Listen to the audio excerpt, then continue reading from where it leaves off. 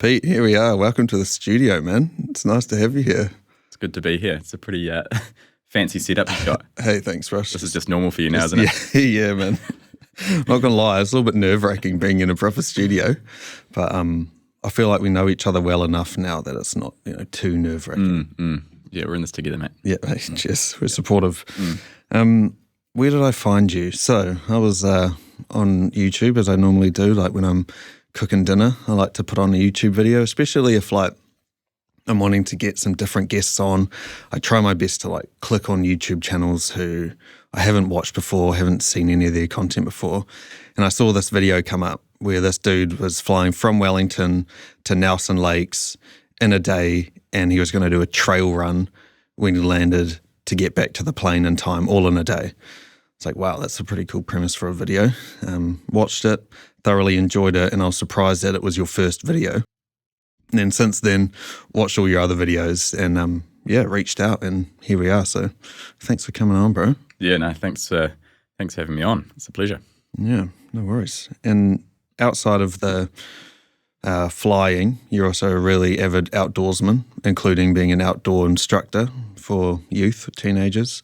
You're also in land search and rescue, and then you're also a musician. So what I'm most interested in, I think, to maybe set the scene, what's your origin story, man? What did your formative years look like? Because you grew up in Wellington, right? But how did you get into all of these quite different aspects that you're into now? Yeah, well, that's a big question to kick it off.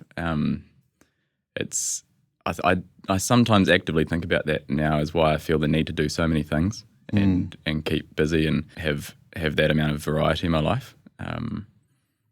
But the reality is now I just really enjoy that and having things to focus on, whether it's a period of time to really delve into one part of my life and then having the ability to go and explore something else, whether it's music orientated and I can look back in my life as well and see those very distinctive periods which more focus was put into different periods of my life. I think since I did all those things in a relatively quick succession, it feels now that's a lot of things, but at the time I'd just be really focusing on flying for 3 months, and 3 months is a long time to do one thing. I'd be flying for 3 months and then I'd be instructing for 9 months, and quite good at compartmentalizing those different pursuits, I guess. But growing up, I think my parents were awesome at just promoting trying new things and having the courage to try and fail and be bad at things and then slowly get less bad at things, and really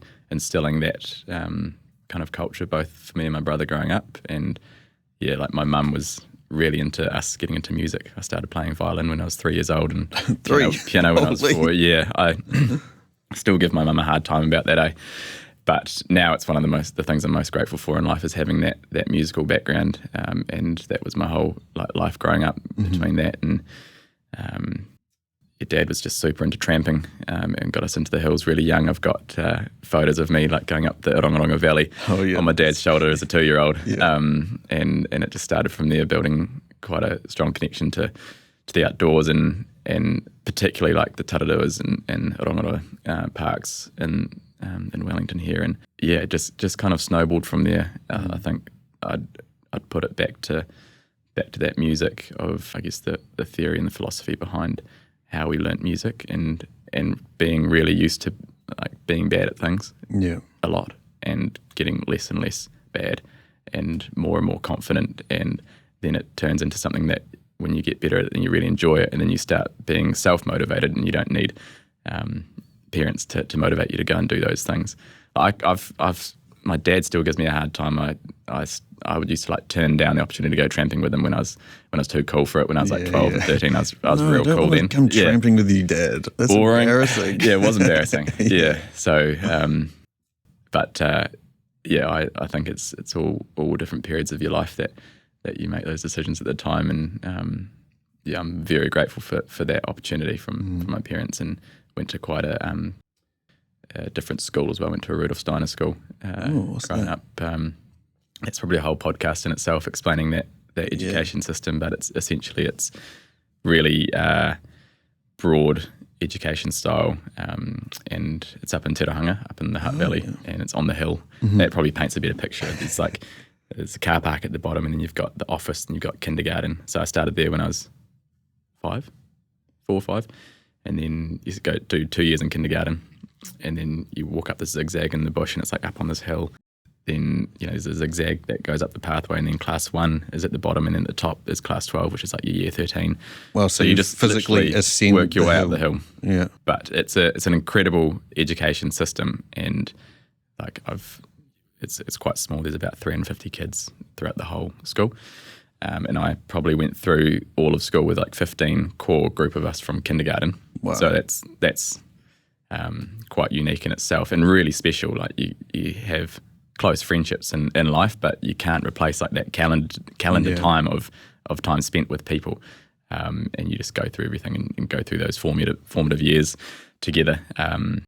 But I think the thing I love most about that education system is it's really focused on not teaching people what to think, but how to think. And that's cool. And you like now kids are like 5 years old, they've got tablets in front of them. It's very much like creative based, and you're not focusing on numeracy and literacy as a 6-year-old. Like, why does a 6-year-old need to learn how to read and write and do maths? Like, where are they going to use How is that applicable? Yeah, they should be out out in the bush, playing with their friends, interacting with the real world, figuring out having arguments with their mates about silly things and getting through those kind of situations, and I guess it's like that social development is what I'm saying is so important at that age, which sets you up later in life to have that more of that like confidence and self-assurance and independence, so that you do eventually get into that numeracy and literacy, but it's got very unique ways that's delivered, and then you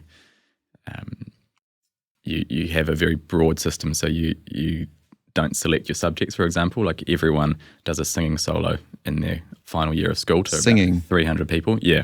Wow. It sounds weird, but if you're in the system for 12 years, 14 years, whatever, you know that every year the class 12 students in their final year of school are going to perform to the whole school community. Does that mean everyone can sing, or can people still not sing? Some people can't sing, but they give it a good shot. Yeah. And it's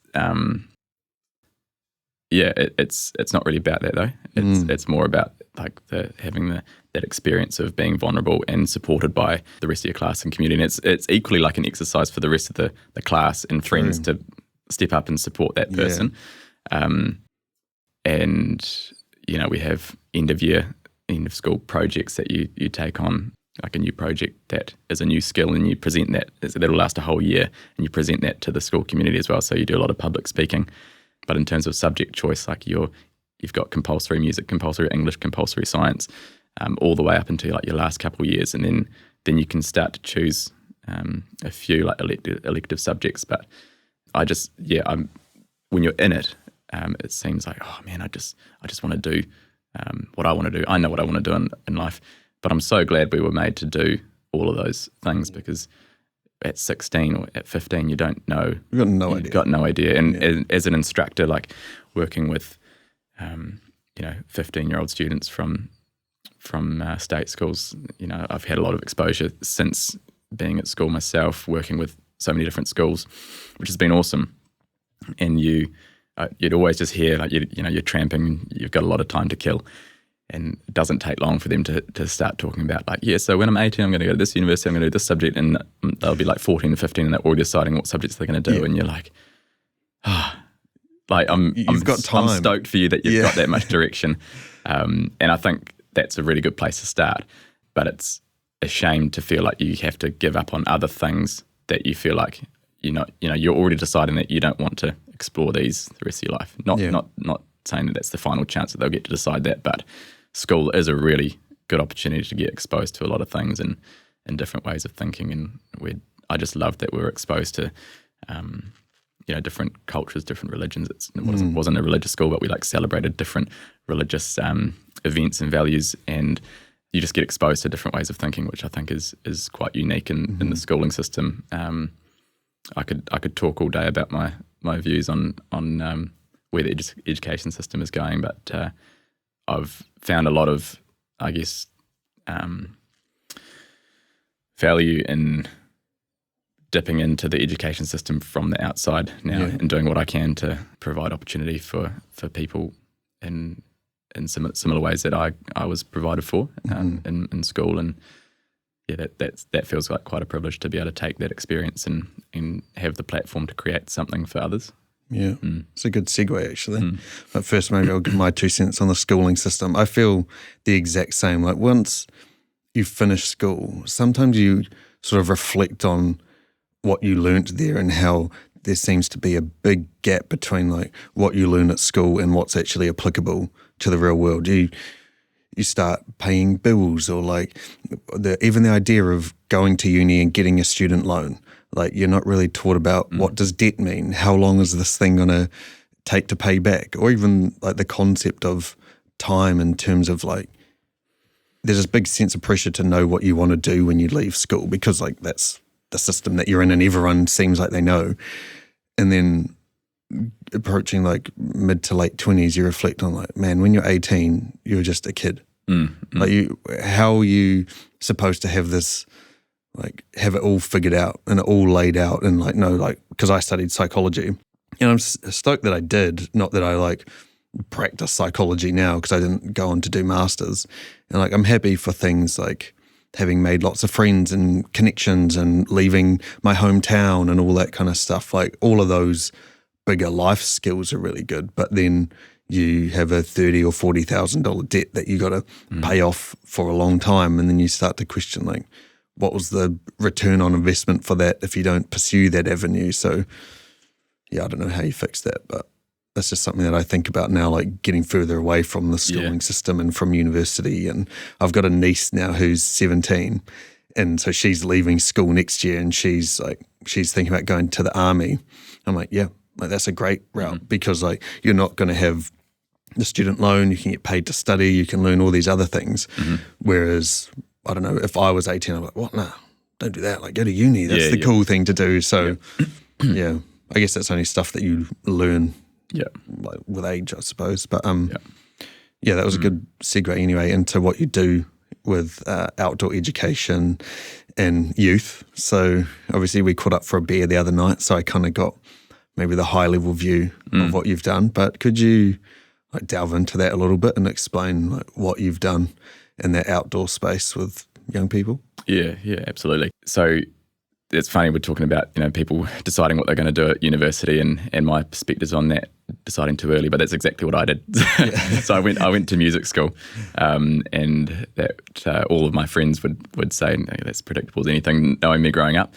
And I went to jazz school here at Victoria University, and that's kind of going down the route of making music your career. And I ended up having this injury that meant I couldn't play trumpet for a bit, and I took a bit of time off. Could you quickly explain that injury? You explained it to me the other night, but it's kind of weird. It's so niche that like it's strange, but we were playing so much, and trumpet's like a super physical instrument, and when you're playing like 5 to 6 hours a day, every day, and when you're playing lots of gigs as well, it's quite physical and committing. I got to the point that like one of my ribs would, the cartilage in my ribs would like roll over when I fully exhaled my ear, which you do all the time playing trumpet. And it wasn't super painful, but it's just really uncomfortable. And I just end up like kind of tucking my arm into like this. And like, this is not good. I'm 18 and getting myself set up for a career that this instrument is going to be what I rely on. Sounds and if a bit fragile. Yeah, pretty fragile. So that was my niche injury, and I was always intending to go back to music school, but at the same time I was heavily into multi-sport and triathlon, and I was trying to live like this double life of playing gigs, jazz. The jazz side of things is quite late night focused, pubs, bars, and I was really struggling to like really fit into that crowd and like be present there. I'd always just be thinking about going home because I had to go to the pool in the morning to go swimming. So I was a real fun student. Super fun. Can't come out.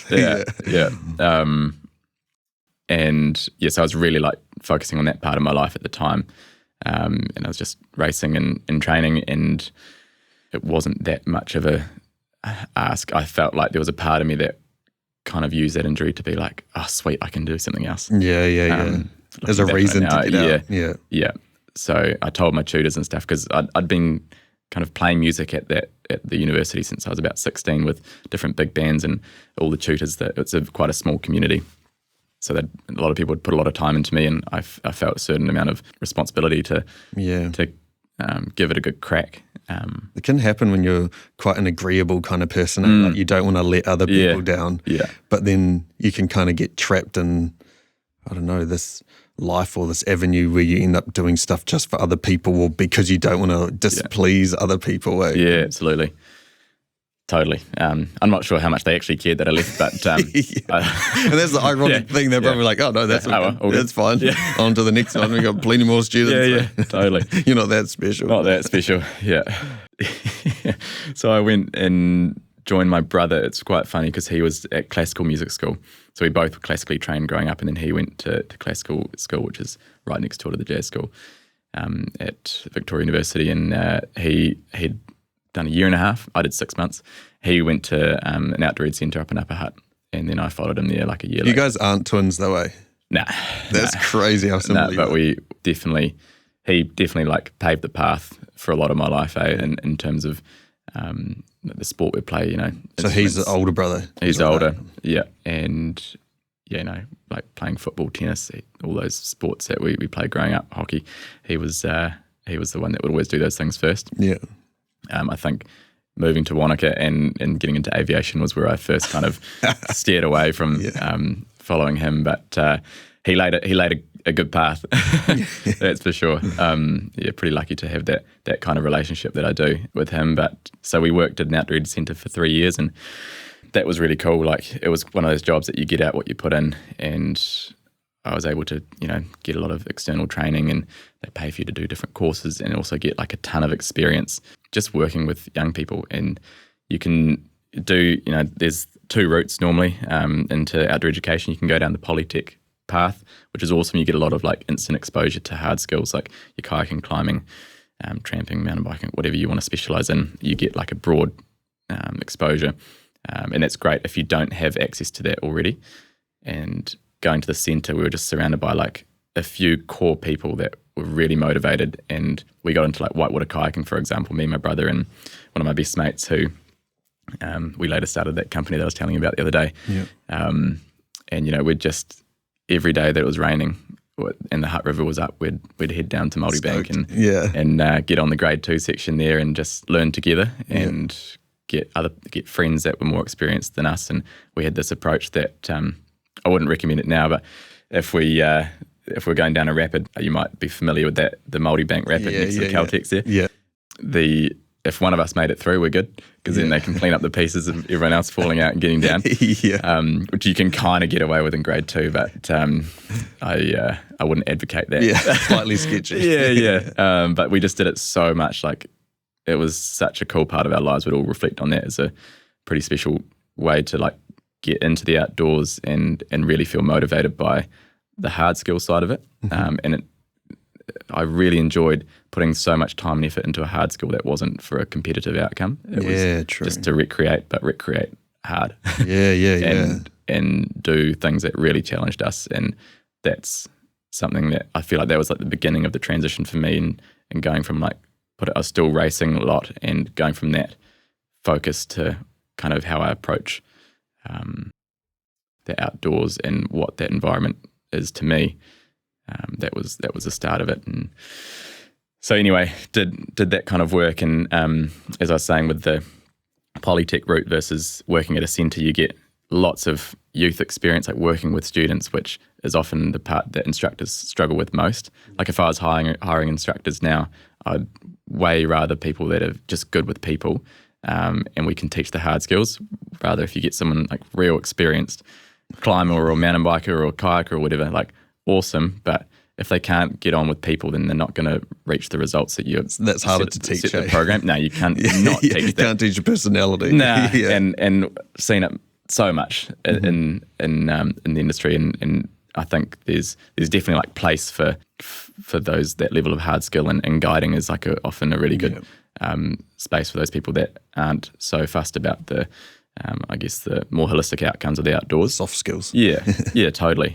Which is fine. Like, it's also like a really cool place just to go hard and give people a good day out. Yeah. But if you want to like work on those larger programs that you're working with people over an extended period of time, man, I'd be looking at those good people with really good soft skills any day of the week. And it was cool to be able to develop our own skills in that kind of environment with so many good like-minded people around. And when I say so many, I feel like to my head there's probably like 6 people that we were just there at the same time, and we made that centre what we wanted it to be without running it. But we delivered some really cool programs that we'd all look back on and be quite proud of, and it all kind of kicked us on to do what we're doing now in various ways. And so I was doing that for over the summer, and then I'd save my money and then fly and study over the winters. What were you doing specifically at that centre? I'm just imagining you teaching young people how to kayak, or you're taking them tramping or high ropes or something. Like, what were you doing? You pretty much nailed it there, to be honest, mate. Nice. Yeah, sweet. On to the next. Yeah, no, it was, there's like a camp that's got a bunch of cabins, and school groups would stay there for 3 or 4 days. Some would have like extended longer programs, which are awesome. But yeah, it's real like low level hard skills. So it's like high ropes, big flying foxes. Yeah, a bit of like indoor rock climbing, kayaking on a little lake, and the instructors, like what we loved was going tramping, because that's when you just get to like set yourself free and see those young people in positions that like away from distraction is that to me is the kind of founding principle of being able to like even begin working with young people in the outdoors, just getting rid of the distractions straight away. And sometimes distractions can be like their teachers around, or their parents close by, or obviously like the obvious ones are like technology and reception and stuff. But getting them out there was when I realised that, and then going, I'm sure we'll talk about it soon, where my career has gone since then. Those experiences early on have like shaped my perspectives of what I see important in the outdoor industry and potentially my career going forward, of things I want to do, and how important it is to keep things simple rather than having all of these other distractions of hard skills. Like I love doing them. That's good. I love going for a mountain bike ride or going for a paddle. But in terms of getting outcomes from young people, just going for a tramp with a pack on your back and setting up camp, having a fire, that's when you get the money in terms of results, because you're putting all of your focus into that. You're not worrying about kayak trailers and bike trailers and like things breaking down, and a high like demand for personal technical skill from the instructors. Just going for a walk is pretty straightforward. Yeah, so I guess that's kind of what we were doing at the camp there, and there was good progression there. And I actually, as I was saying, sometimes you can get your company to pay for qualifications, and I went up and did a mountain bike instructing qualification. Mountain biking was a big part of like growing up for me, but we weren't ever doing any like mountain bike instruction at that camp. And I got that qualification, and then I was like, I'd like to use it. And I interviewed for an instructing role for a non-profit called Word in Wellington, and they'd been running for, at the time, just under 10 years when I interviewed to be an instructor. And then Ash, the CEO and the founder at the time, she did the interview, and she was like, do you want to move to Wanaka and be the program manager down there? I think we're going to start up, like they wanted to start up another branch to Word, and she had just moved down, so was looking for someone to support her in that space. And that's a pretty big opportunity. Huge opportunity. And like, not only are you hired, are you willing to like relocate and run this? And I was 21. I was man. Yeah, I was young, and I was looking for always looking for opportunities to grow and do something different and be somewhere else. Like, I love Wellington, but I did want to experience living somewhere else. And Wanaka is one of those places that if you can move for work, that an opportunity you have there, it'll be such a different experience than just going there and waiting for things to come to you, because they probably won't. In a place like that, it's it's very transient because of that reason. I was so lucky to get that opportunity from Ash, and I said like yes straight away. And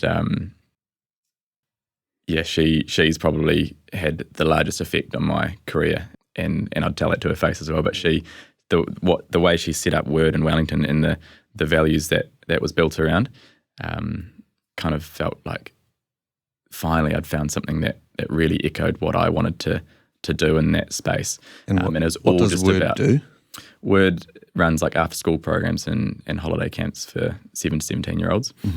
I used to do that spiel all the time. It feels real funny saying it again. That's the tagline. Yeah. 7 to 17-year-olds. Yeah, just rolled off to the tongue as well. I haven't worked for them for a few years, but still got it. That's good. And yeah, it was in terms of the principles of how they operate. They'd have a couple of full-time staff and then a bunch of passionate mountain bikers and like good people. And she really like lived that value with her staffing style. And it's so pronounced in mountain biking. You can have some real ripping mountain bikers, but they might not know how to talk to people. Yeah. And the other way as well. Good at talking to people that can't ride a mountain bike. Exactly. But we were always really lucky with the instructors we had, and they have at the time they had about 40 instructors in Wellington. Wow, that's a lot. So it's quite a lot of like wrangling to manage those people because they've got real jobs as well. And they'd run programs at like Mount Victoria, Makata Peak, Pole Hill, Wainuimata, and just have like a 7-week program. Here I go with the yarn again. 7-week program split into age groups and split into groups based on ability. And they'd have girls-only groups to encourage more young girls to get into mountain biking.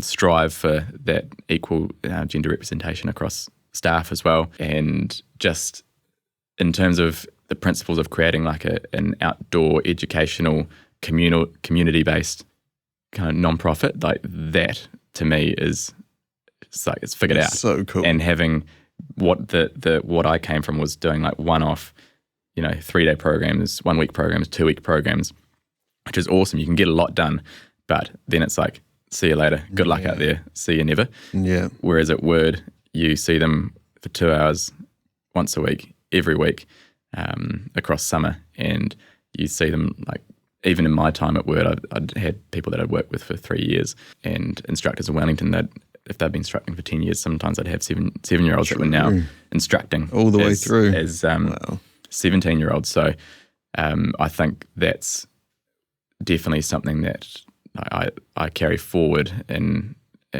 how I approach the outdoor industry now. Is it needs to have some kind of space that those young people can come back to. There's no point like showing them this is what you can do, and like how do you get the stats on how they're doing if you actually don't know what they're up to? Like how much impact did that actually have? It's really difficult to measure impact if you can't see that like personal growth yourself.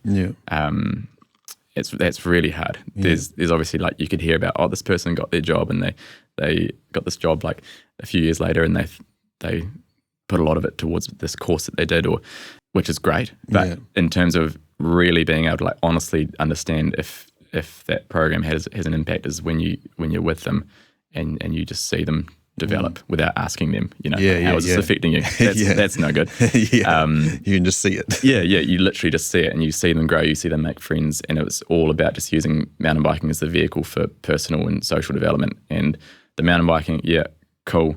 If they improve, become better mountain bikers, then sweet. Bonus. But it's all about just giving those young people a community, and they'd become assistant instructors when they're 14 to 16-year-olds, and they volunteer to help and give back. And it's just such an amazing pathway to find in something that you're really passionate about. And you can imagine for a lot of young people that maybe they don't feel super connected at school, but they might have this thing after school that they get a lot of value out. That feels like success.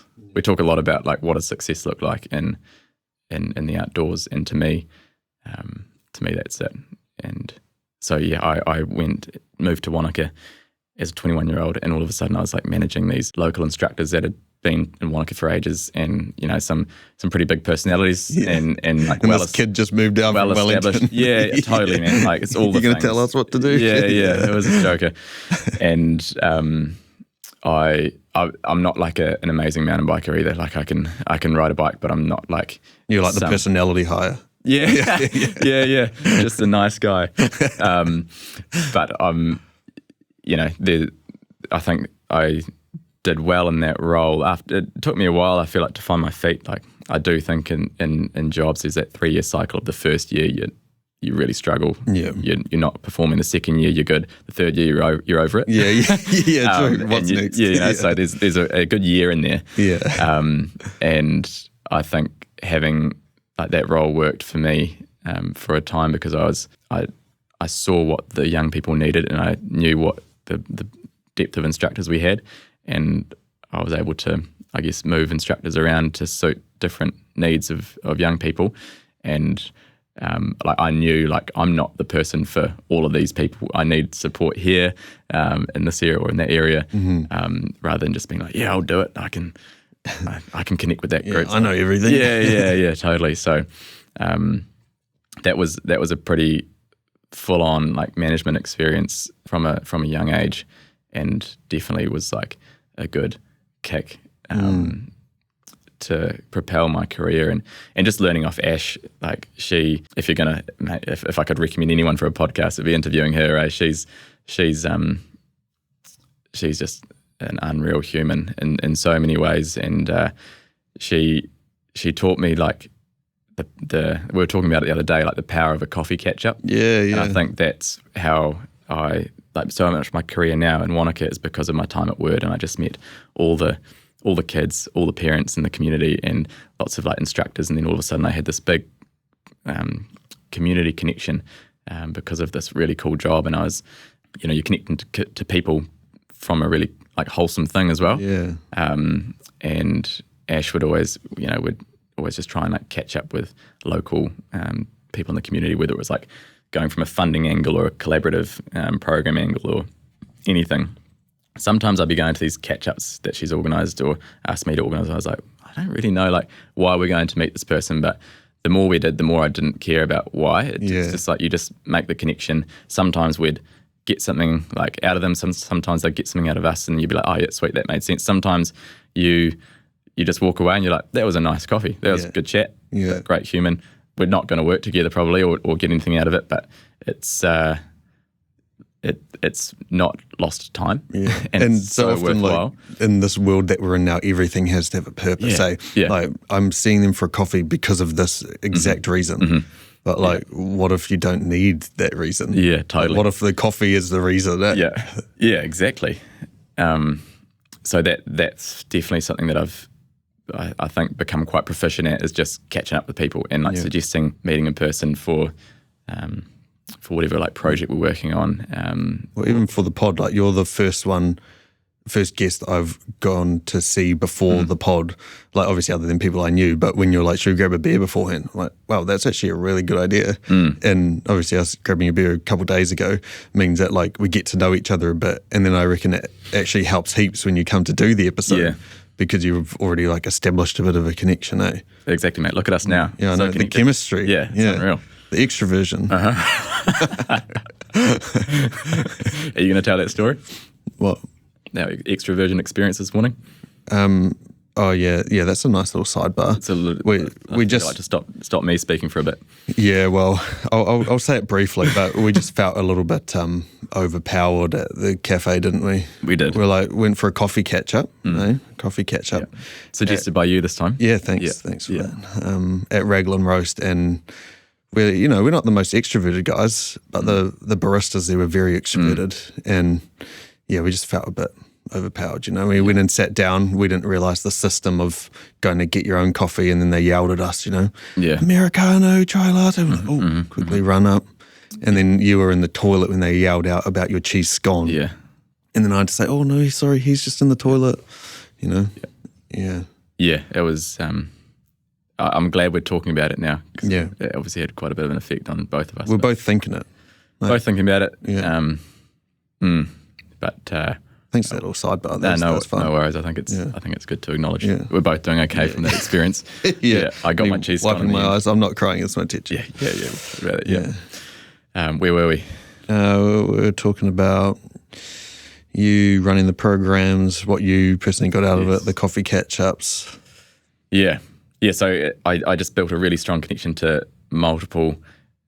You'd almost call them like Wanaka stakeholders, eh? Yeah. Just people that have a bit of standing in the community, I just ended up like connected to quite a lot of people for doing this good thing, and that led to a lot of other opportunity and work, and got me into things like Wanaka Search and Rescue, and the next job I did after that, and I guess continuing the story of the outdoor side of my career, I then went into like a heli tourism role as an ops manager. Again, I was 25, and it felt like that same kind of imposter syndrome of managing. All of a sudden, you've gone from managing mountain bike instructors to pilots, alpine guides, heli ski guides. There's some egos in that industry. Oh, not at all, mate. No, not me. No. Yeah, everyone's just super chill, super humble. It's really, really good people. To be honest, like I was lucky to have that job and met some really cool people, and I got a lot out of that year of my life.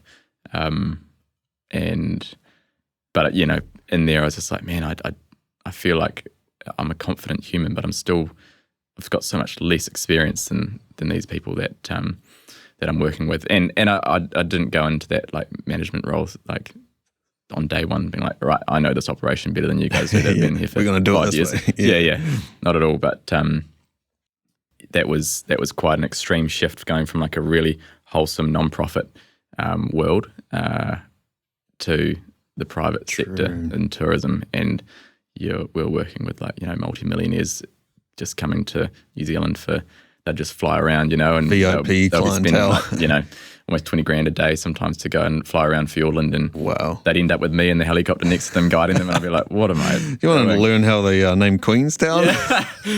Oh, I'm so glad you brought that up. Yeah, it's one of my best facts, actually. This is a good one. Thanks. Quick sidebar if you want to Sidebar. Yeah. Well, it's hard to verify. No, is it? I heard it off another pilot, which doesn't mean much. No, I think they validate but then when I said it to my mate the other day in the video, he questioned it, and I Googled it, and it is a thing. Oh, Google says it's true too? Yeah. Oh, so if a pilot says it's a thing, Google says it's a thing, then no further questions though. No. But yeah, the shot over river, they pulled so much gold out of it in the gold rush back in the 1860s, and they deemed it a town fit for the Queen, and that's how Queenstown got their name. That's great. What a story. We'll clip that. That's the kind of quality commentary you can get with me. That'll be the hook for the podcast. Yeah. Like, I need a little more. That'll really get them in. I need get the numbers up, mate. Yeah.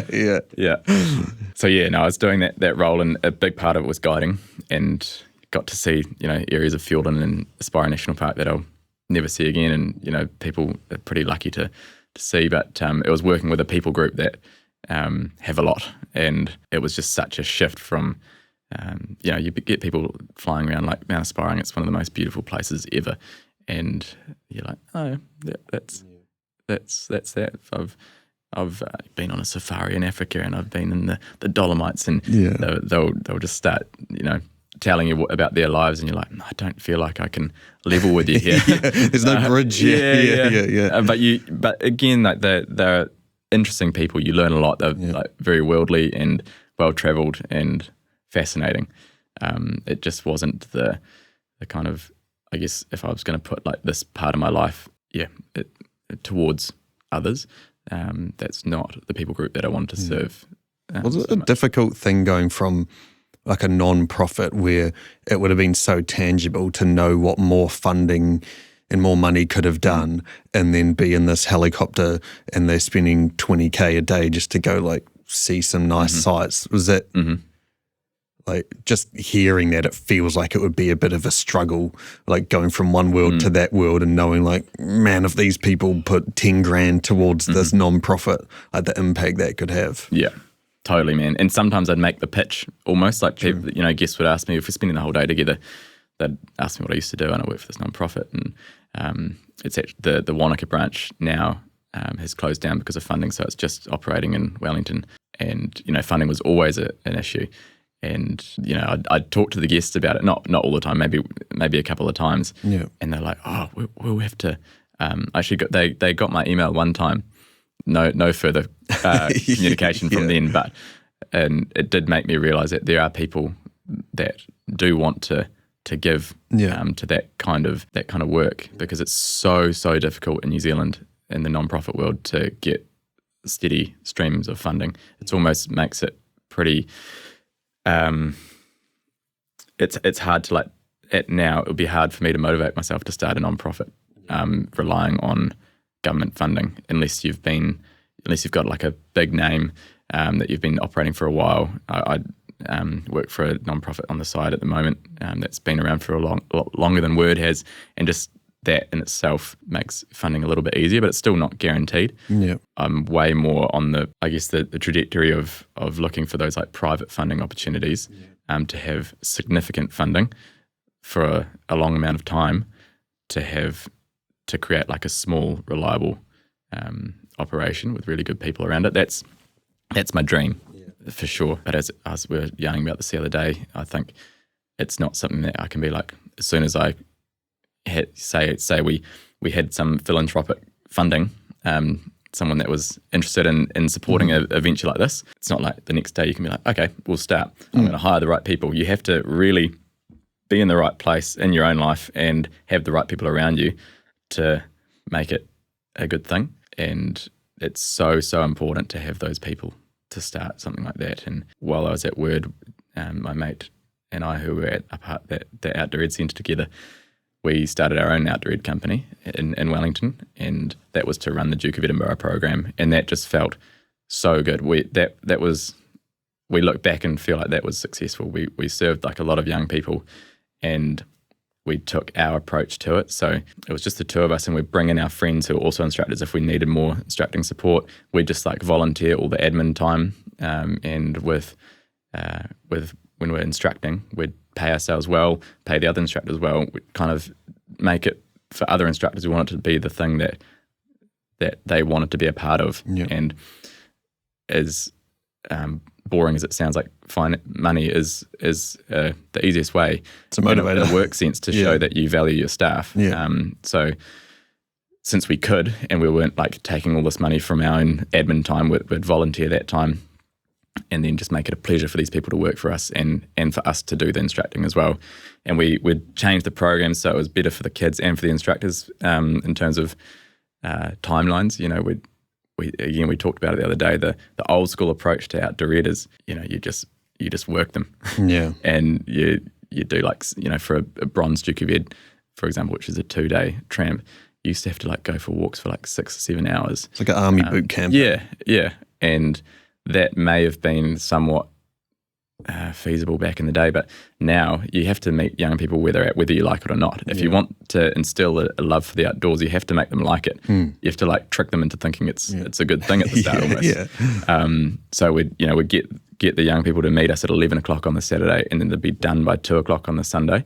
And it sounds lazy. It's almost it is better for the instructors as well, because it's like less time. You can get yourself organised in the morning. You don't have to worry about it doesn't take up your Friday night as well. You're only getting paid for the 2 days. But for the kids, more importantly, it's they can get ready in the morning. They're less stressed the night before. For the parents, it's like if they're driving up to the Wairarapa to a roadie, it's more time. When they get back, they're not rushing into getting ready for school the next day. They've got a bit of time to unpack, and they're not going to be knackered. And their first feeling towards that is being like, man, I'm so tired. That was horrible. I'm never doing that again. Yeah, exactly. And then we'd also we'd take that those required hours to reach that syllabus expectation. We'd make that into maybe a few hours of walking. Still enough that makes that they're getting some hot spots on their feet, and maybe a couple blisters. But not that it becomes a slog and a drag, and you want to get to the campsite and feel like, oh, sweet, we're here. Yeah. But also that time, if you can get to the campsite by 2 or 3 o'clock, and you can get a tennis ball out, find a stick, start playing cricket on the river, or just start building a fire, put a tarp up, just hang out and actually like enjoy the space rather than get there just before it's dark and stress like cooking. And that's the most dangerous part of these trips is the cooking and fire, and you don't want to rush that. And that was always like our biggest concern as a company. Your, health and safety hat on there. Exactly. Yeah. That's when I put the vest on and the clipboard. Yeah. So it felt like we really cracked it there, and we did that for a couple of years. And I'm actually, that's why I'm here. I'm running a training next Sunday to a bunch of students, and we just like love that work. And now we're both down in Queenstown, Wanaka ways. It's not as effective for us to keep coming back up here, and maybe we'll kick things off again in the future. But it feels like a really good starting point to create our own thing, and a really good blueprint as well for how it can feel when you've got like the right people. And that was a small scenario, but I've had that a couple of times in my life now, where whether it was like working with Ash or working with Jay or my brother and a couple of other people that I've felt what that feels like, but I've also felt like what it feels like when I don't have that around me. And it's definitely not as good. There's and in the same breath, it's not. I don't feel like I need to be a part of that. If there's a funding source and maybe I have some ideas as to what I could see working, if there's like better people than me to do it and more available people, then I'd be way more stoked if they did it. As long as the result is like something that we're all passionate about. That's always the main thing. And I guess I grew tired of, not tired, just I struggled to be out in the hills all the time. We used to say you can either be wet, cold and miserable, or you can just be wet and cold. And I just got to the point that sometimes, you have those big days. You were dry, hot and miserable. Yeah, just miserable. But I kind of started to lose a bit of that enthusiasm for my own like outdoor recreation time. And if you've been in the hills for a few days, it comes the weekend, you don't want to step outside. And I didn't like that I had that feeling, and I just wanted to get a bit of personal passion back for the outdoors. And I feel like I'm getting that balance back now. And that's so cool that you've actually built like a bank of data on these things. It's not just theoretically, I would want it like this, or theoretically I wouldn't want it like this. It's like you're still so young, and yet you've built all of this experience that you've crafted a vision on what you want to do, and it's not like hypothetical or like a lofty dream. It's like this is actually data driven, and I've got experience to be able to make it happen. Absolutely. Like, that's so much more valuable. Like so often people just sit in the theory forever, and like are too scared to action things, or they just wait till they have the perfect plan, and yet like when they actually start doing the thing in the real world, like that's when you learn like how it's actually going to work out. 100%. So like having real world experience is so invaluable. And it's not something I have written down or anything, but it's like a really strong feeling as to like what I know I need to feel at work if I'm going to be passionate about what I do. And with that tourism role, like it was such a cool opportunity and very grateful for it, and it again like kicked me on to what I do now, but it was also just so taxing. Like it was I like lost my personal life for a good year there, and just like wasn't in my own life I just couldn't be who I am now or I was before that, because you're just always working, and if you're not, then you're never far from the phone. That it might be like buzz, and working with that kind of client, if they want to do something, you have to. They've got the leverage. Like if they decide that night that they don't want to go to Mount Cook anymore, they want to go to the West Coast or do something completely different. They want to go heli biking. Then all of a sudden you've got to like rejig the whole plan. And it might be like 8 p.m. at night, and out comes the laptop, bit of admin, and when you're in it, it's like kind of fun. I do like that. That work that is fast and things are happening, and you're on the phone, and it's quite energizing. You're working with people, but when you zoom out and you're like, it's just tourism, and it's like so day by day, and it's never like you do a really good day, you deliver a great day for these clients. It's satisfying at the time, but then the next day, you're like, restart. That day's gone, and you're back to square one. Always, it's like new clients, new experience, forget about the days before.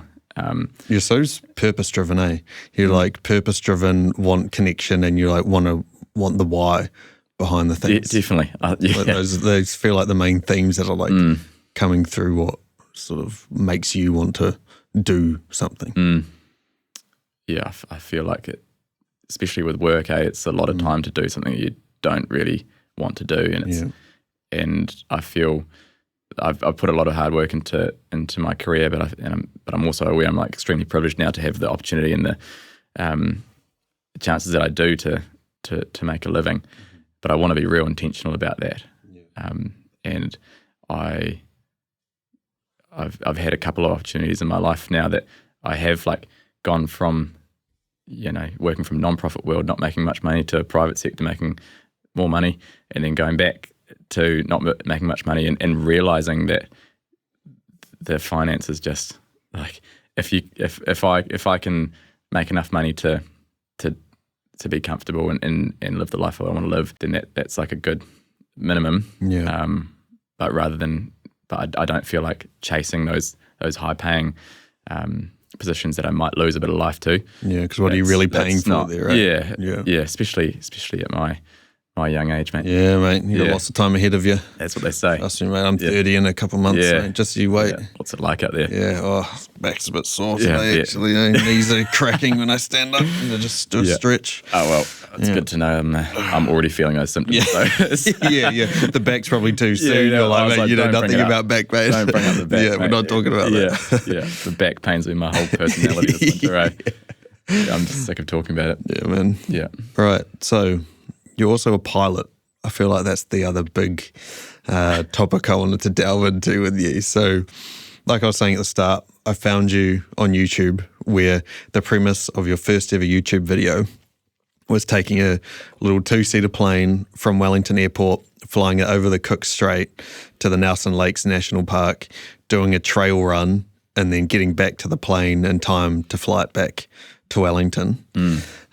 That's probably what obviously hooked me into your content and wanting to get you on the podcast. So you briefly touched on how during the winter time you would go study, go learn to be a pilot, however you frame it. I don't know how you frame it, study to be a pilot. So could you take us into your pilot experience, where that started, why you decided to go down that route, and what that has looked like for you so far? Yeah, sure. Yeah, just wanted to note we're 56 minutes in. We haven't talked about planes yet. Yeah, I know. This is good from a pilot because I've just been fighting it. So I need to talk about planes. Oh man. But just been talking about youth and outdoors and all that. I was thinking about talking about the search and rescue, but maybe we'll leave that for something else. I think nice. I want to spend a bit of time on the pilot. the reason you contacted me. We have 10 minutes left. Oh, you're also a pilot. Can you quickly explain that stuff? So the YouTube channel was funny. Like when you sent me that voice message asking me to be on the podcast, like I said to you the other day, I played that to my flatmates because I just thought it was real funny that I'd been kind of having like given the old joke about, I'm a YouTuber now, I'm probably going to quit my job tomorrow. Like, this is what I do. Big time influencer. I've done one video. I'm a creator now. Yeah, life's a bit different for me now. But I just I made that video because I watch like a lot of that long play content, whether it's like hunting and fishing, or I don't even hunt or fish, but I like watching that kind of relaxing content and there's a bit of a story and it's just slow paced, and I think that's quite big on YouTube nowadays. If videos are like 30-40 minutes, so that's not too long, and I think people's attention span is either like 6 seconds or half an hour. I've had that kind of that dream of doing that day for a long time, and I was going to travel over winter, so I saved up a bit of money to do that, and then kind of life got in the way and I had like other priorities, and it's like, you know what, I'm just going to like spend a bit of money on this day and just have a real good day that I've wanted to do since I started flying.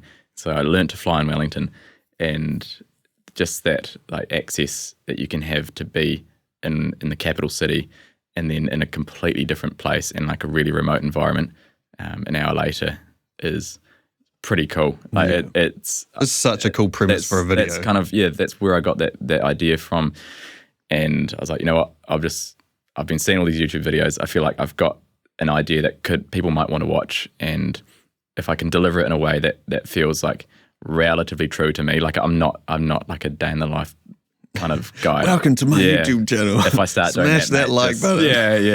Yeah. When you see that video come up, mate, bro, you've lost it. Yeah. You've changed. Bro. I've changed. Yeah. After this podcast, the fame will have just got to me. You won't be talking to your friends. I've made new friends. Man. Yeah. So yeah, I made the video, and I've got a little bit of a background in videography. I've done a couple of videography jobs.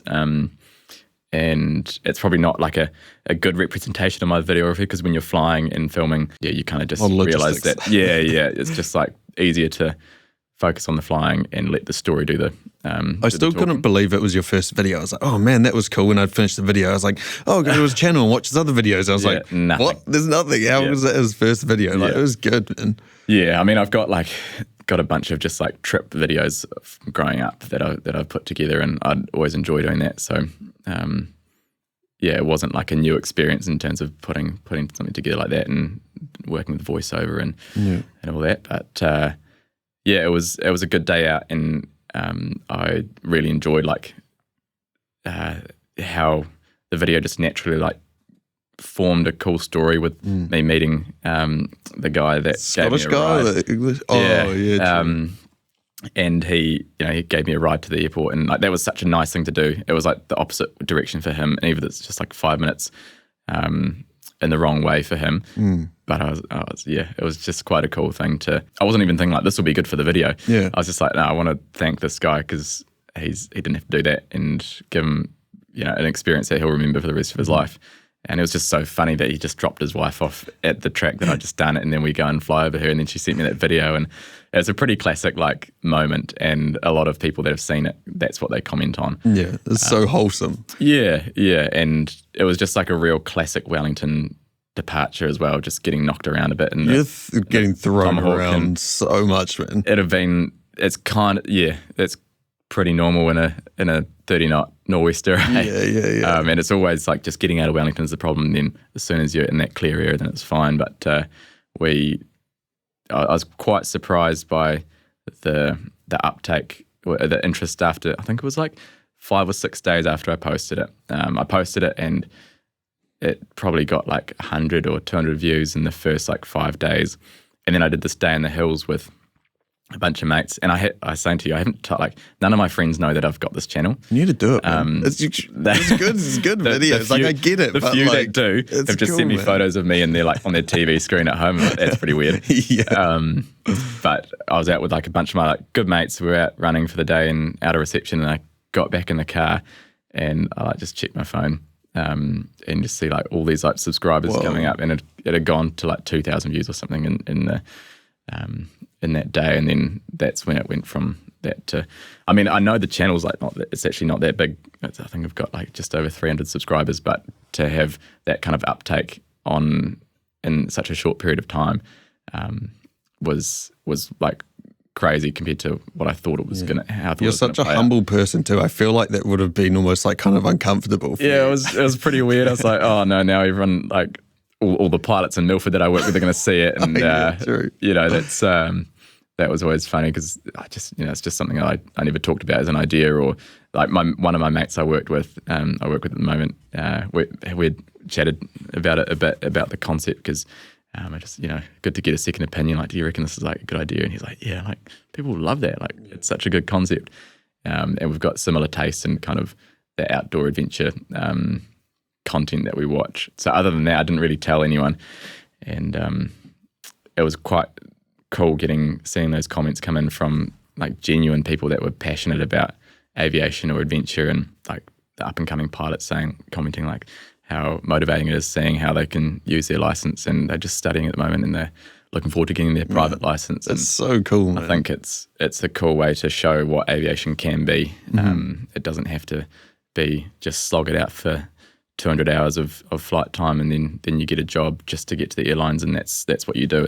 You can be super creative with it, and that's what I want to show with this channel. There's a few channels out there I think that have pilots like landing on beaches and landing in cool spots, but then that's in the camp and maybe go back. And that's cool. It was in Alaska too. Yeah. I don't know what it is about Alaska, but there's lots of those in Alaska. Yeah, they love that stuff over there. But I think for what I wanted to do, I just really wanted to show that, like, going from Wellington, the capital city, to be able to access like a remote strip and then do something from there. I think that I was like, that's going to make people like turn their head and like keep watching. And that's like the epitome of you being the niche too. Yeah. Like that's just like combining these skills that you've acquired into creating content, and then that is so like hyper niche, but also very interesting at the same time. Eh? Totally. And after that video, I was like, I guess I'll make another one. And like we talked about it a couple of weeks ago around how you get that first sense of like success, and this is normal. This is baseline. And the other videos, like, they haven't done that well in comparison to the first one. But if the first one hadn't gone that well, I'd be like, this is way better than I expected. Because then I'm in a really lucky position that the other 3 videos have been funded not by me, and just like things that I was doing anyway for other people, and being able to. Otherwise, I wouldn't be able to just go and keep paying for flights. It's not that accessible. And you know, that one that I did to Milford, that was a real bizarre experience. Going up, I just having so many variables that I'd never experienced before, and I got to the point that I'm like, Pete, what are you doing? Like, this is dumb. Like, you didn't have to do this. Can you like sort of explain? Like, I know what you're talking about. Yeah. So flew some friends down to Milford. It was a friend's 40th, and they were going to go for a walk up the Arthur Valley, and they wanted to charter a plane. So we did through my work, and I flew them down, and we left the plane there overnight, which is not like it's been done, but it's not like a normal thing to do, to leave a plane over there, because you're really committing to the weather being good the next day. True. And so we flew them down. And that was a good laugh. It's always like fun flying with friends and having a bit of a yarn. And just you and Braden on the comms was so funny too. It's pretty brutal for the listeners, eh? So the 2 of you at the front, and then like 4 or 5 or something at the back. And they can't talk back. Yeah, it was just a one-way. That was so brilliant. Funny. So yeah, we flew in, and it was just a beautiful morning, and then landed and got sorted, and they paddled across it's called Deepwater Basin to the Arthur Valley, and walked up there for what took them 4 hours, which they were expecting to take like 2. And then I got started and paddled across to the mouth of the Sinbad Valley, which is where you start the ascent to Mitre Peak. And Mitre Peak's it's been climbed like a fair few times. It's quite common, notorious though, eh?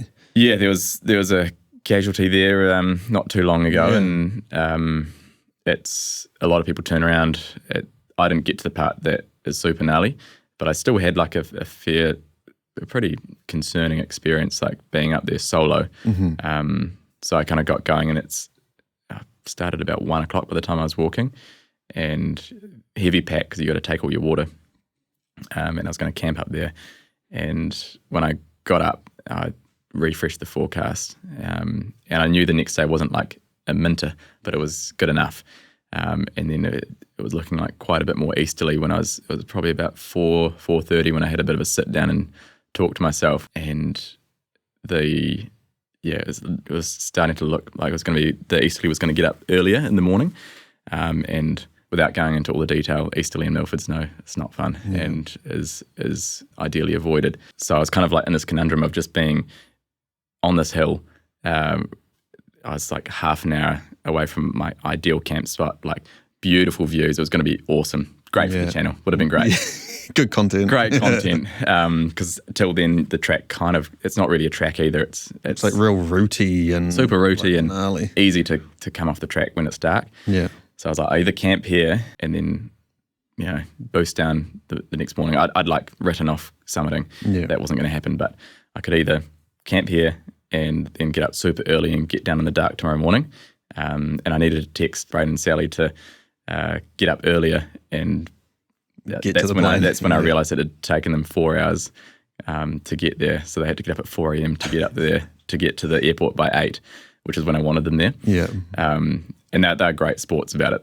They understand that world. So they got it done, and I decided I was like, I'll just camp back on the ridge. There was like this one spot, and I got to that spot, and I was like, it's not that good, and I'll still have this like big descent in the dark tomorrow. I either do it in the dark now, or I do it in the dark tomorrow. And How many hours had you walked up to get to that spot? Oh, it's probably about, I want to say like 2.5 to 3 hours. Yeah. And I just had my back injury as well, like a few weeks before. So true. I was not enjoying it that much. And that's a whole nother story. But I had a really good chat to my mate, again, who I work with, he's my boss at work, and he, because what I was saying is before with all those variables, I had like the work plane, one of them in Milford. I had these friends that I was responsible for getting back, and it was Braden's birthday the next day. This is 40th, and I was like, I just, again, like looking back, it doesn't really matter if they bus back to Wanaka, sweet, like.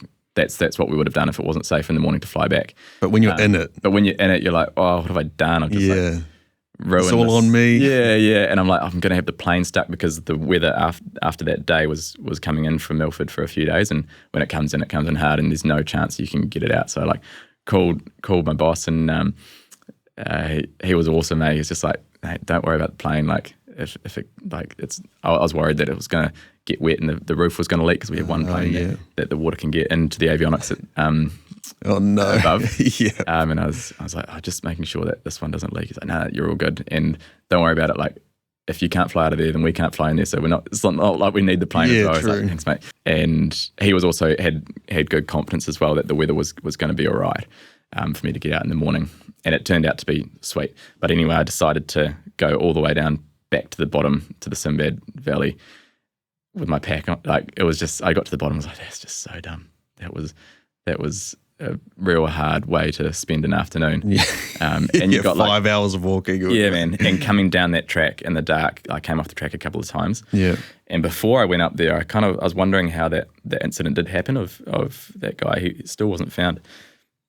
Was he lost? Yeah, well, he must have just come off the track. And there's a few points, like when you're in the bush, it looks like it's wide enough to be able to not get off the track, but there's a few points that if you come off the track, it does just like drop away beneath you. And when it's dark, it was pretty unnerving being there solo, to be honest. And I've done a fair few things in the outdoors that have made me feel nervous, and that was definitely up there. And knowing you're part of the search and rescue now too, I feel like that adds another layer to it. Yeah, you don't want to be seeing your mates out there, true. right? Yeah. Or the irony of like you getting lost, and you're like, don't worry about it, guys. Don't ask questions. Yeah. Just take me.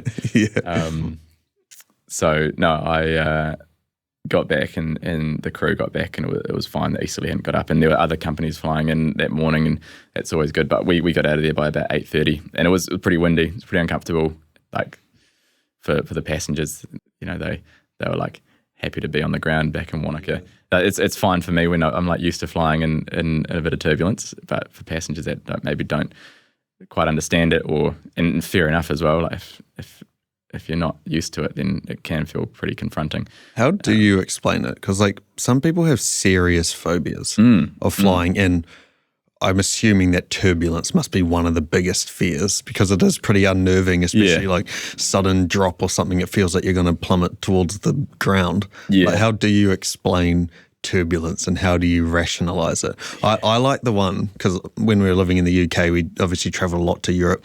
So we're on lots of flights. And I like the analogy that I heard from a pilot where like the air is like jelly. So you can't just like plummet through jelly, the air it's still a fluid that you're riding. So it's not just empty space between you and the ground. So like, I feel like I like the jelly analogy in the back of my mind. But all right, that feels like a more technical explanation than I'd give, mate. But no, I think the thing with turbulence and flying as passengers is, as a passenger, you are the definition of a passenger, right? Like, especially when it's like closed cockpit airliners, you're in the back in this big flying tube. If there's nothing you can do. You're just there. You're strapped in. It is what it is. Yeah. Which is a crazy concept. But it's the same as being in a car, right? Yeah.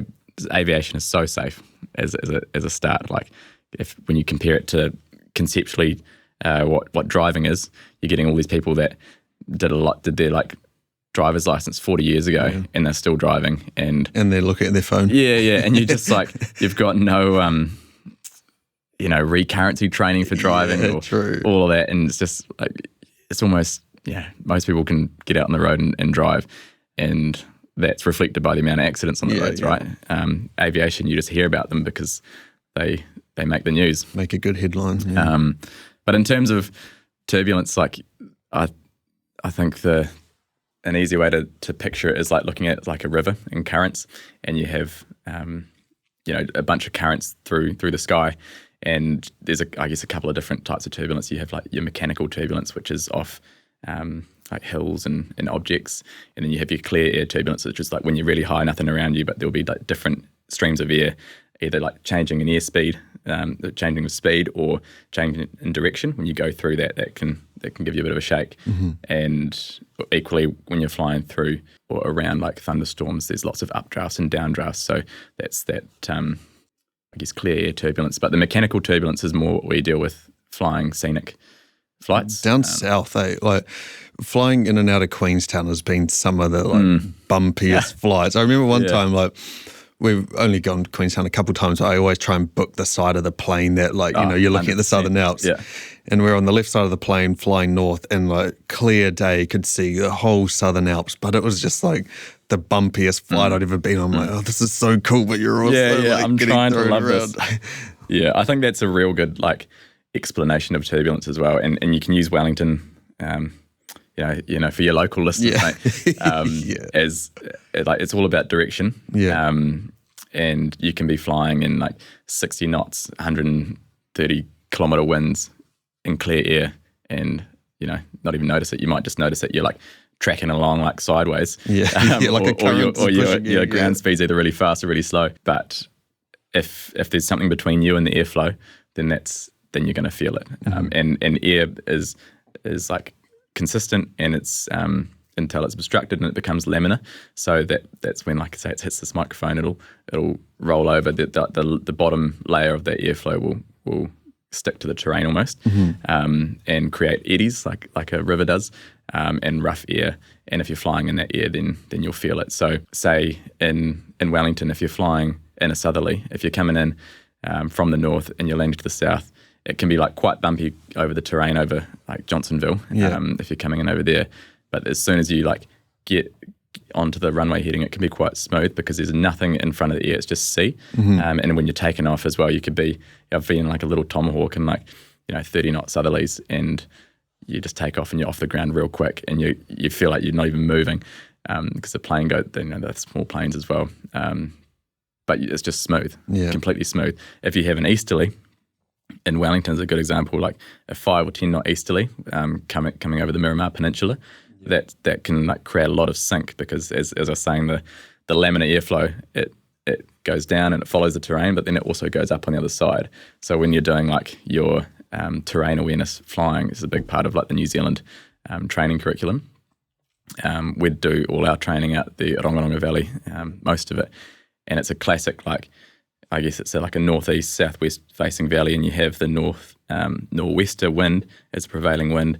If you're on the western side of the valley, you're going to get a lot of sink. If you're on the like southeast side of the valley, you're going to get a lot of lift. And it's like finding that, because you really don't want to be on that sinking side. What would be the difference between? It can be pretty significant, Like if you're, you're either sinking at like it's really bad when you're in those underpowered planes. And it's all up to the pilot. They need to know what kind of conditions their plane can fly into and what they can outclimb, but you're better off just avoiding it and flying on the right side of the valleys. But if you're in a small plane and you're like in full climb attitude, full power, and not climbing, that's a concerning place to be in. But you can literally just like correct that by being on the other side of the valley and then getting total opposite performance to that side, because you'll be climbing at a really high rate. Wow. So it's just like those kind of concepts that get people out of trouble or in trouble as well. But I do like empathize with people that are nervous flyers, because it is an uncomfortable feeling when you're getting shaken around, and you get someone that looks like me up the front. It's like on their day one. Funny, when I started my first flying job with Southern Alps here, I did my first flight as a commercial pilot, and in Milford, and you're like, yes, nailed it. we're here. And then like my passenger said, like, as a joke, it's quite a common joke for people to say, like, oh, not bad for your first day. And then I think it might have been my second day or something. And I just said, like, oh, it's actually my second. And they just think I'm joking. And I'm just like, man, if they knew, they're just jumping in this plane with us. And is it just you flying too? Yeah, we obviously do like a lot of training beforehand. Yeah. And have good support before we're just set free. But it's quite a funny concept, though. Sometimes you just rather not know. Yeah.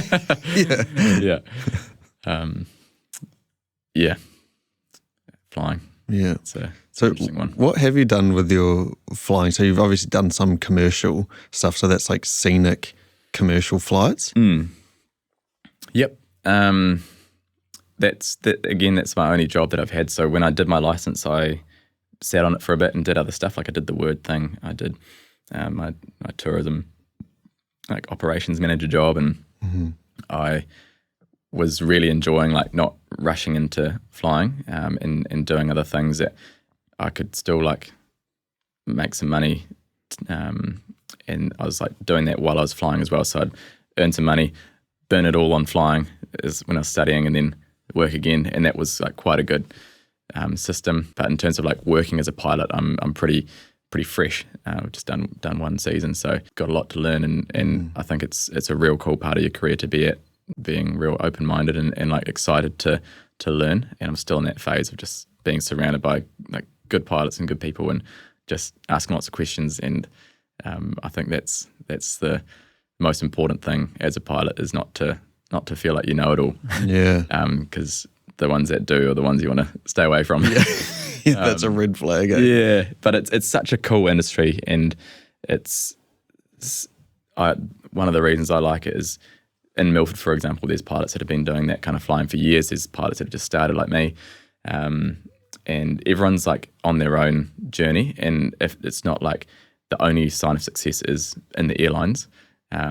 Whereas when I started, I kind of thought that was the route. Like flying commercially, like domestic flights. Yeah, totally. But there's so many different avenues to fly, whether it's like scenic flying, what I'm doing, like ag flying, airline flying, like the air medical stuff. Surveying. There's so many different routes, and everyone, there obviously are people working towards things. Instructing, that's a really cool route as well. And I think there's just so much space to be like, this is what I want to do with flying, and I'm here. I'm doing it, rather than being like on this journey to one day fly a A320 for New Zealand or something, which is a lot of people's goal, and it does take time to get there. But I love meeting those people that they just love flying scenic flights, or they love flying into small strips, and I'm pretty happy what I'm doing, and I just love that like open cockpit setup that you can connect with the passengers. And I love like getting to know them beforehand and having a good yarn to them when you're like walking them to the plane and that kind of stuff. That's what you lose when you go to that like airline flying, so you shut the door behind you and it's just you and old mate next to you. Yeah.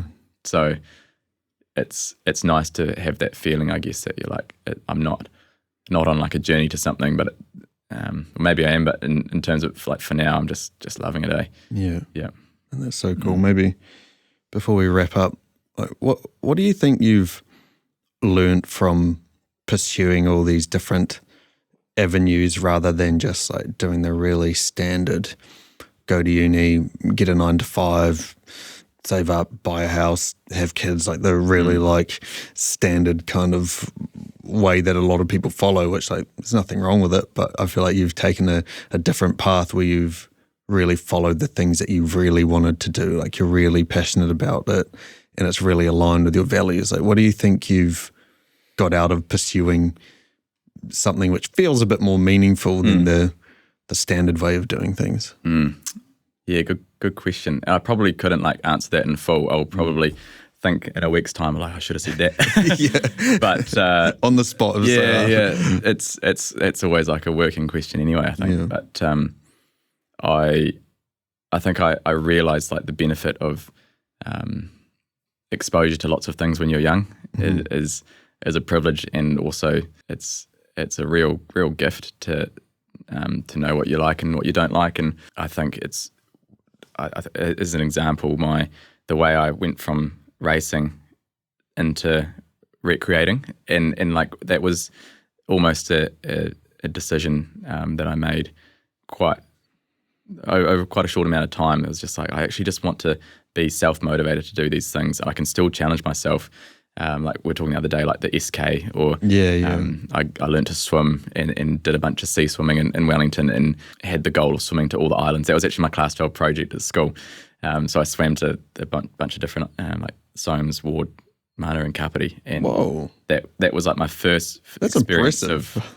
that was 18-year-old last year of school, Pete, and I kind of got my, I guess my inspiration for that kind of recreation, that I don't have to have a reason to do this other than myself, and doing it is the reason, and not having to like have a start line or have a finish line, or I can actually just get so much out of this by having an idea in my head, giving it a go, and then having the confidence to like fail and then do it again or do something different without anyone like saying, hey, have you thought of doing this? You should do this. You should do this race. You should sign up for this, rather than just like having an idea. I think it's almost, if you can like have,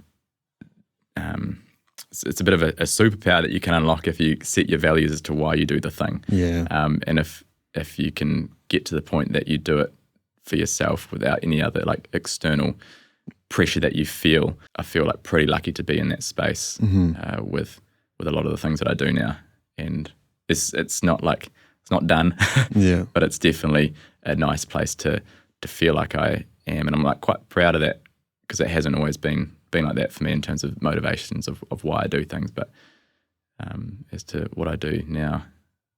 You said you weren't going to answer that question very well, but you did a very good job. Just, on the fly. But it's like being more intrinsically motivated, rather than doing things for external validation or external reasons, or and like just because you're signing up for a race doesn't mean you're doing it for the medal or external validation. Like you can be doing it for you as well, but like the idea of self-led projects, like, I think those are so cool. Like Alistair McDowell, who I had on, all the peaks, all the 4,000 meter peaks, and that's not a competition or anything. It's just like, oh, how could I combine my passion and abilities and create some project just for me? Totally. You know, and like do it for like your own reasons rather than like seeking external validation. Yeah, and it really like puts you in a space when you're out doing that thing, is to like, you know, for example, doing the Taradui SK, when you're out and you've been going for hours and you're like, no one made me do this. Yeah. What are we doing here? Yeah. And that brings so much good stuff out as well. And being able to harness that kind of those moments and take them into other things in your life, like it's all just so transferable, isn't it? Yeah. Have you? That reminded me of a question I wanted to ask you. Were there any transferable skills from flying that are applicable to other areas in your life? Like, I don't know, I'm just like fully making things up, but like how you approach flying, or your processes, or your risk mitigation, or are there any sort of fundamentals or frameworks that you apply outside of flying that you learnt from flying? Yeah, that's a good one. And I was thinking about it literally yesterday. I was meant to do some night flying, like training last night, and I was actually just really tired, and I'd had a big few days of work, and I decided not to do it. I was just like, you know what, it's not going to be worthwhile, because you're spending a bit of money to not feel 100% if you're going to go and learn something that needs a bit of focus. And I think it teaches you a lot about yourself and how you perform under certain environments, because once you're flying, especially commercially, you realize that like those decisions are yours, and you know, like you can feel it when you're making the right decision and the wrong decision. And everyone makes the wrong decision sometimes. Everyone does. And that's good, as long as you can make those wrong decisions and survive with like with depending on like the consequence of that decision. You want to have lots of little mess ups early in your career that are around good people that can support you to be better, rather than just boxing on and not talking about it and not improving on it and just continuing to make those mistakes. And I think if we you know, in health and safety, we talk a lot about like a just culture, and in staff group or people you're studying with or whatever. And that is so important, the feeling that you can talk about things as they come up, because it's super easy to feel like if you've been flying for a certain amount of time, you should know everything, you shouldn't have to ask. But that's a real dangerous approach, very dangerous. So I think, that learning that self-assuredness and how much can you trust yourself when you're like put to the test, because it's often like putting your ego aside for a bit to ask a question or to say like, nah, I'm not going to fly today or something like that. I think that's like having humility, not being blinded by your ego or experience or something like that. Yeah, and I've just been like super lucky in my career as well, just to be surrounded by people that echo that that kind of approach, and I just love talking about it as well. Like me and my mate, a couple of friends that I fly with, we talk about it all the time, and you just get so much out of those conversations. And even if you have like a day that the weather's not that great and you have to turn around, or you make a decision or you make a poor weather call that it might come right, and then just it doesn't matter. You just talk about it, and you can learn like so much from those conversations rather than just like ignoring it. And it's just such a key part of safe, I guess, adventuring as well. It's like aviation, but it's across the board. Is having that culture that you feel comfortable speaking up in. And even broader than that, I reckon the older we get, the more scared of, I don't know, admitting our weaknesses or our failings or looking stupid at something or looking like we didn't know what we were doing. Like we get more and more scared of that, I reckon. Like we just establish these comfort zones that we know we're good in, we're not going to mess up, we're not going to look silly, and then we're so fearful of stepping outside of that to look silly. But when you're a kid, you don't care. You try anything and like you don't have this, I don't know, ego or this like look of yourself that I know everything or I can't look silly. So like that kind of culture, it feels so healthy. Like you're not scared to get something wrong or whatever, because you know that in the long run that's way better for you. Yeah, and those around you, eh? Yeah, that's cool. Yeah. Where can people find you if they want to check you out? Oh man, your YouTube channel. I feel like that's, again, when you ask that question of if I can be on the podcast because of my channel, I feel like it's such a, not really a part of me. Like it's not, I don't identify I'm not the channel. But this is just some random side project I was doing. It's so funny. But the channel is called Once My Back's Better, Mate. There'll be some more videos. Yep. You should do, I was thinking, by the way, you should do some kind of update about your back. I don't know. To the followers. You don't have to, but like. I haven't sold the dream, guys. I will be back. If I was a subscriber, I'd find it interesting to see an update video, but anyway. Yeah, maybe I've got an MRI in a few weeks, so I'll just post the results of that. On a loop for 20 minutes. Exactly. The channel's called Final Approach NZ. And that's, if they want to watch the content that I put out, then that's the place to see it. Otherwise, I'll link it. Otherwise, you can this in the description. Link it. Yeah, smash that like button. Oh god, hit the bell notification. Subscribe. Just subscribe if you like it. Only if you want to. You don't have no pressure, no stress, no worries if not. It's all good. If you want me to change my content, I will.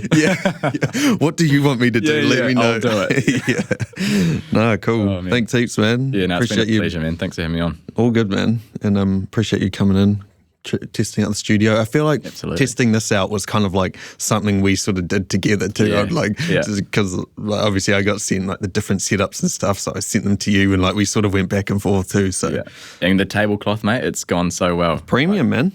It's dried out. Yeah, it's dried out. Yeah, we even got it steamed for us. Yeah. Thank you. Yeah, excellent service here. Yeah, highly recommend.